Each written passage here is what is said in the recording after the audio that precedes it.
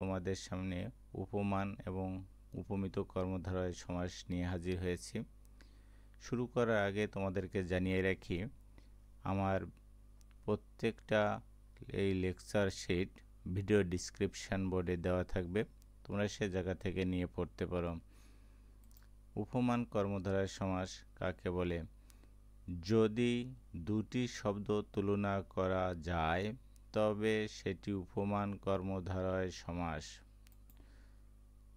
তুলনা করতে হবে, তাহলে তুলনা করতে হবে আমি এটাও বুঝি না, কিন্তু আমার উপমান কর্মধারয় সমাস পরীক্ষায় এলে আমি যাতে করতে পারি সে সম্পর্কে কি পথ, এই প্রশ্নের পরিপ্রেক্ষিতে আমি এটা নিয়ে হাজির হয়েছি।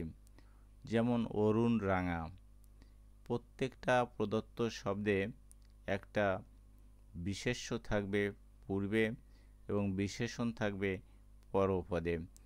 তাহলে রাঙাটা হচ্ছে বিশেষণ আর বিশেষ্য হচ্ছে অরুণ। তাহলে কি বিশেষ্য প্লাস বিশেষণ দিয়ে যে সমাস হয় তাকে হচ্ছে কি সমাস হবে? উপমান কর্মধারয় সমাস। অরুণ রাঙা, ব্যাস বাক্য অরুণের ন্যায় রাঙা। কাজল কালো, কাজলের ন্যায় কালো, এই কাজল শব্দটাও বিশেষ্য, কালো হচ্ছে বিশেষণ। শস্য ব্যস্ত, শস্য সব কিন্তু এই বিশেষ্য, ব্যস্তটা কিন্তু বিশেষণ। তাহলে কি শস্যের ন্যায় ব্যস্ত। তুষার শুভ্র, তুষারের ন্যায় শুভ্র, তাহলে তুষার বিশেষ্য, শুভ্র হচ্ছে বিশেষণ।